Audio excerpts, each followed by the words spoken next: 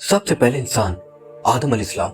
وی آل مسلم blue کہ آدم علیہ السلام وہ پہلے انسان ہیں جنہیں اللہ نے خود مٹی سے پیدا کیا، اور یہ بات خود اللہ نے قرآن مجید کے سورہ ہجر آیت نمبر 26 میں فرمایا کہ یقیناً ہم نے انسان کو خنخناتی ہوئی مٹی سے پیدا کیا. ایک اسٹڈی کے مطابق اگر آپ انسانی جسم کو ایگزامن کریں تو اس کی بہت سی چیزیں ایسی ہیں جو ایک مٹی میں بھی پائی جاتی ہے، جیسے کہ مٹی میں سیلیکا، ایلومینیم پایا جاتا ہے اور آئرن جیسے کئی ایلیمنٹس پائے جاتے ہیں.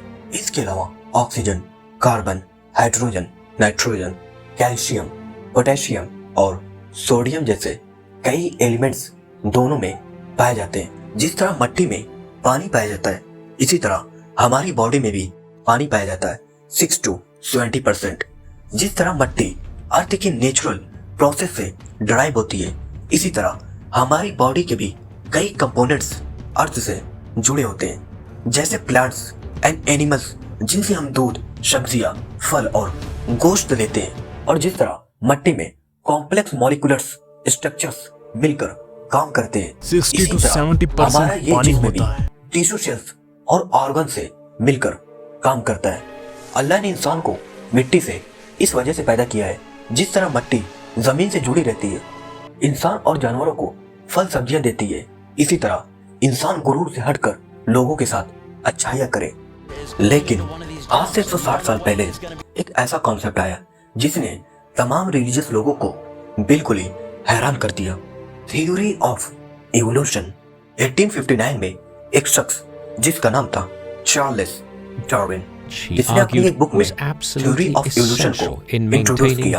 اس تھیوری میں ڈارون نے ہمیں یہ بتانے کی کوشش کی کہ ہم انسان ایوولوشن کے تھرو چمپینزی سے انسان بنے ہیں، کیونکہ ہمارا 99% ڈی این اے چمپینزی سے سملر ہے، جس سے یہ پتہ چلتا ہے کہ ہم انسان آج سے ملین اینڈ بلین سال پہلے چمپینزی تھے.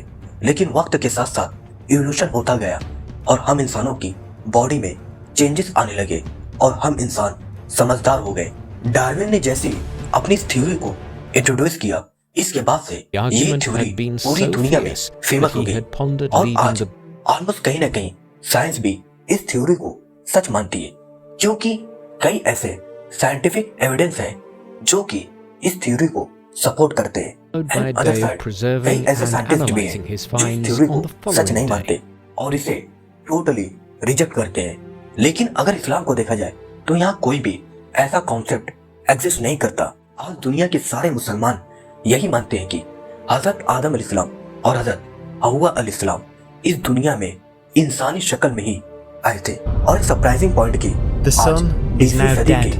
اردو اور It فارسی remains کی ایک بہت slowly he cooling famous in point the freezing temps. جسے ہر کوئی جانتا ہے، علامہ محمد اقبال، جو ڈارون کی اس تھیوری آف ایوولوشن کو کہیں نہ کہیں سچ مانتے ہیں.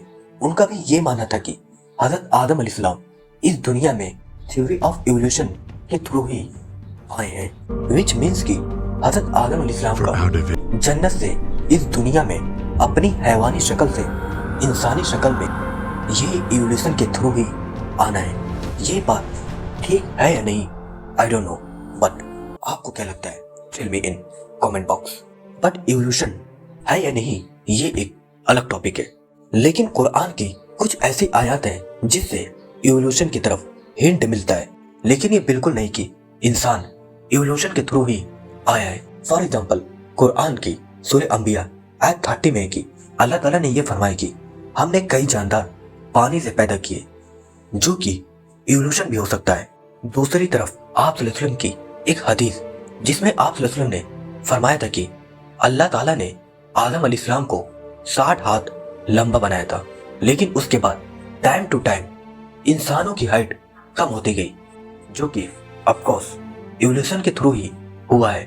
لیکن ابھی بھی کئی اسکالرز اس تھیوری کو نہیں مانتے، اور صرف اسکالرز ہی نہیں، کئی سائنٹسٹ بھی اس تھیوری کو نہیں مانتے، کیونکہ ایوولوشن تھیوری ابھی تک جسٹ ایک تھیوری ہے.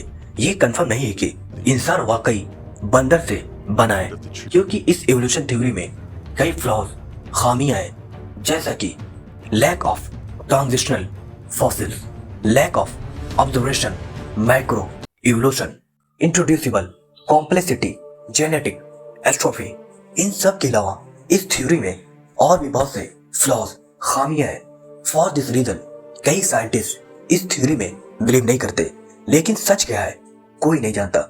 आदम अलैहिस्सलाम से पहले, इस कायनात से पहले क्या था? Now coming back in time, आज से बिलियन साल पहले, मतलब जब ये यूनिवर्स एग्जिस्ट नहीं करता था, The तब sun सिर्फ is आलमे अरवाह मौजूद था, जहाँ आज तक पैदा होने वाले तमाम इंसान और इन फ्यूचर पैदा होने वाले तमाम इंसान इस आलमे अरवाह में मौजूद थे। जब उस वक्त अल्लाह ने तमाम रूहों से पूछा, बताओ क्या मैं तुम्हारा रब नहीं हूँ? यकीनन बेशक तू ही हमारा रब है। ये आयत द कोवेनेंट ऑफ अलस्त, जिसको अल्लाह ने सूरह आराफ आयत नंबर 172 में डिस्क्राइब किया है।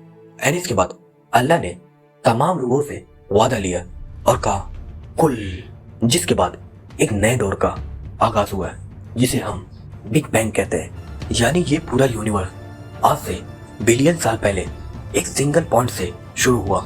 बिग बैंग के बाद different planets and stars create होने लगे। इस वास्ट यूनिवर्स में अल्लाह ने एक प्लैनेट बनाया जिसका नाम है अर्थ, जहां हम आज रहते हैं। हजरत आदम इस्लाम के इस दुनिया में आने से पहले अर्थ पर लाइफ एग्जिस्ट करती थी। जैसा कि कुरान में है कि हजरत आदम इस्लाम से पहले जिन जैसी मखलूक भी एग्जिस्ट करती थी। इनके अलावा भी अर्थ पर कई अजीब तरह के जानवर भी रहते थे, जैसा कि डायनासोर्स, जो कि हजारों साल तक अर्थ पर रहे, लेकिन फिर वो इस दुनिया से खत्म हो गए, जिसका एग्जैक्ट रीजन आज तक किसी भी साइंटिस्ट को नहीं पता। इसके बारे में कई हाइपोथेसिस हैं, जैसा कि कुछ साइंटिस्ट का कहना है कि एक बहुत बड़ा एस्टेरॉयड अर्थ को हिट किया था, जिसकी वजह से सारे डायनासोर्स खत्म हो गए। लेकिन कुछ का कहना है कि ये फूड चेन डिसरप्शंस और क्लाइमेट चेंज की वजह से खत्म हुए थे।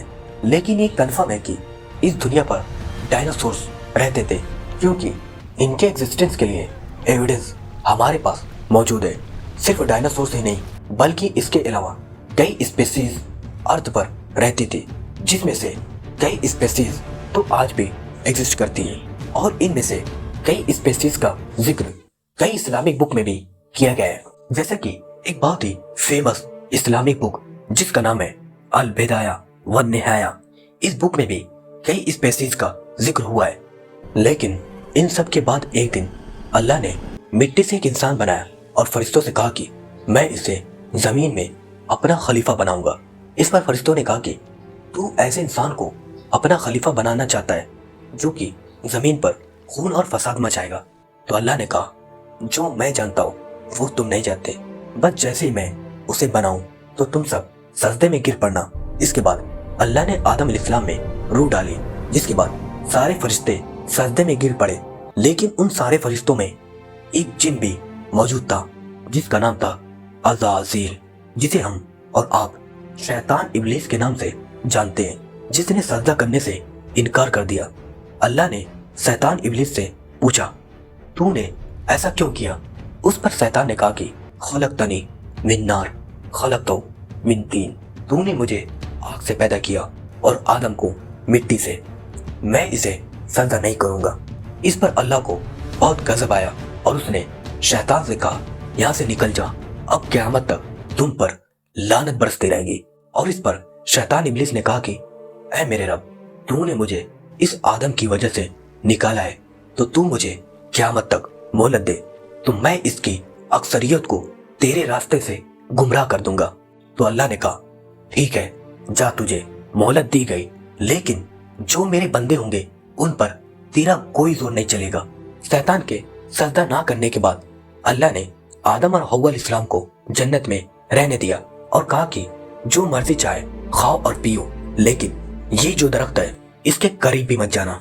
शैतान बिल्कुल बदले के लिए जल रहा था। उसने उन्हें अपने जाल में फंसा लिया और कहा कि ये जो फल है अगर तुम इसे खा लोगे तो तुम हमेशा के लिए अमर हो जाओगे, इस जन्नत में रहोगे।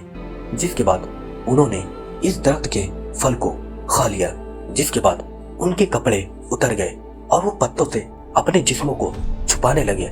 अल्लाह ने कहा मैंने तुम्हें रोका था कि इस दरख्त के قریب مت جانا، جس پر آدم علیہ السلام اور حوا علیہ السلام نے اللہ سے گڑ گڑا کر معافی مانگی، لیکن اللہ نے کہا نہیں، اب تم سب یہاں سے جاؤ زمین پر، اب تم دونوں ایک دوسرے کے دشمن ہو۔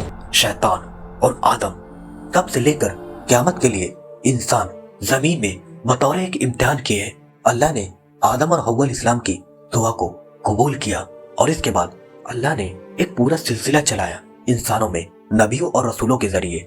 ہم سب اللہ کے اس آخری نبی اور رسول محمد صلی اللہ علیہ وسلم کے امتی بنے۔